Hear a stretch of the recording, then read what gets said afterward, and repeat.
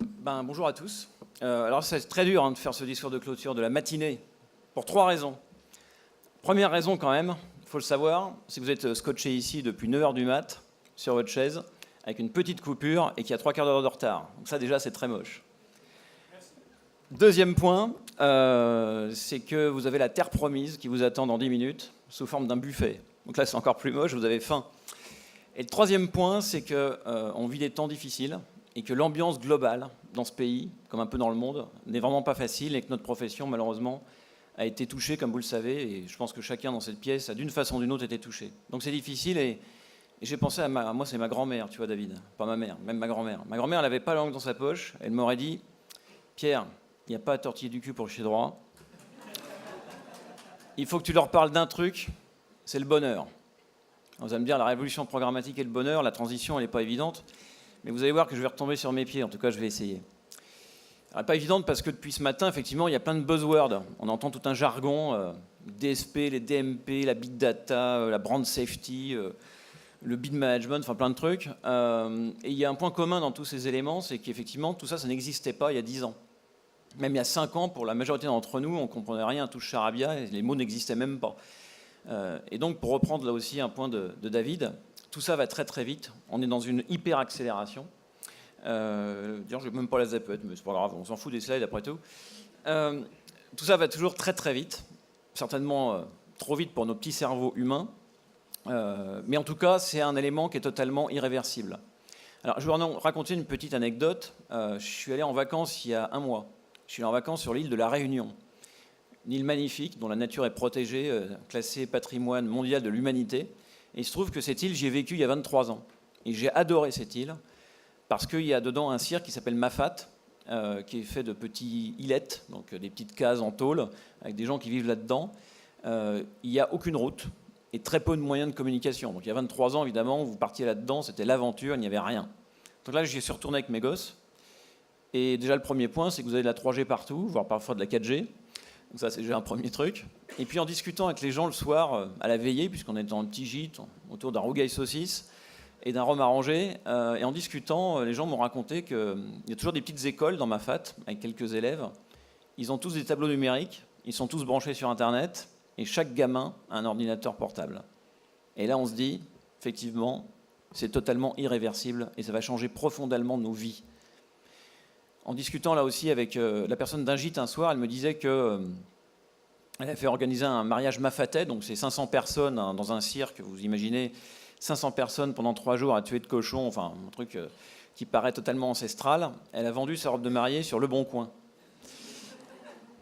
C'est étonnant, mais véridique. Donc on est dans un monde qui totalement est bouleversé et sur lequel on ne fera aucun retour en arrière. Alors évidemment pour le marketing, ça change pas mal de choses.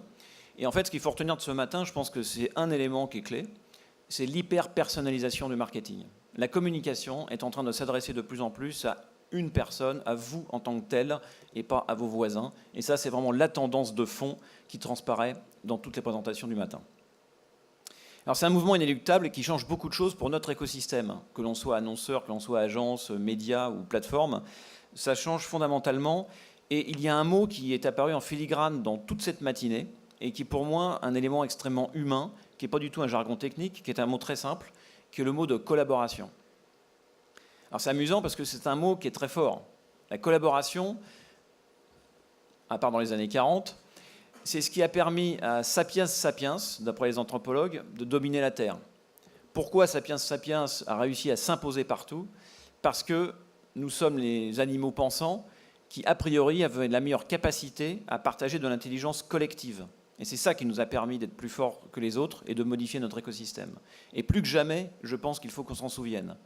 Personne n'a le monopole de l'intelligence. Pas plus un annonceur tout seul, qu'une agence toute seule, qu'une boîte d'adtech, qu'un média. C'est ensemble qu'on réussit les plus belles choses. Alors à ce titre, on a réalisé une étude chez iProspect en collaboration avec Les Échos, qui n'est pas encore paru, puisqu'on va faire un livre blanc sur la data qui va paraître dans quelques jours, mais je voulais juste vous montrer un résultat, ou quelques petits résultats très rapides, mais qui ne font que confirmer en chiffres ce que l'on peut dire très simplement à cette tribune, qui est qu'effectivement, Lorsqu'un annonceur se fait accompagner, je vais vous décoder les chiffres sans que vous ayez besoin de comprendre ces barres, eh bien forcément, on s'aperçoit qu'en fait, un projet DMP, par exemple, eh bien, ce n'est pas si terrible que ça, à la fois en termes de coût, en termes de temps, en termes de valeur ajoutée, parce que si on arrive à le faire ensemble, eh bien, on va être plus efficace, et que c'est en mode collaboratif qu'on arrivera réellement à dépasser les difficultés. Alors évidemment, maintenant, avant d'aller manger, c'est quoi l'avenir, si on se projette encore un peu plus loin? Alors il faudrait plus que quelques minutes de conclusion pour le dire, mais en gros, il y a plein de tendances qui vont se dégager de tout ça. Il y en a une qui me paraît clé, qui est la notion de transparence. La transparence dans les contenus. Faire vraiment coïncider ce que l'on raconte en tant que marque, en tant qu'annonceur, avec la réalité de ce que l'on est. Volkswagen l'a appris récemment, comme beaucoup d'autres avant, notamment dans le food. Danone a parlé tout à l'heure, mais je pense que c'est aussi des bons exemples, la viande de cheval, etc. Le nouveau paradigme digital nous oblige chacun, en tant qu'individu, en tant que marque, en tant que gouvernant, à avoir ce devoir de transparence. Et ce sera d'autant plus important que bientôt, nous allons tous devenir autre chose que des êtres humains. L'intelligence augmentée, c'est pour très bientôt. Et c'est d'ailleurs les plateformes digitales qui sont les grands drivers de ça.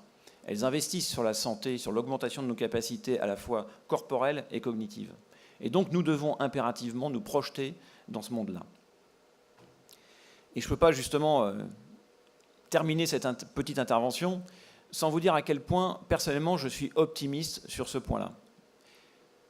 Je sais que l'heure n'est pas forcément à l'optimisme, mais j'entends autour de moi beaucoup de gens qui sont très inquiets de la montée en puissance justement de l'intelligence artificielle, avec sa capacité très oedipienne à réaliser le meurtre du père et donc effectivement à se retourner contre ses créateurs. Il y a même des grands scientifiques, Stephen Hawking, Elon Musk, qui ont signé des manifestes en disant voilà, tout ça est très dangereux parce qu'effectivement demain, ces intelligences artificielles vont ne chercher qu'à nous éradiquer. Moi, j'aimerais qu'on fasse le pari inverse et que l'augmentation de l'intelligence soit aussi une augmentation de l'empathie, de la bienveillance et, in fine, du bonheur.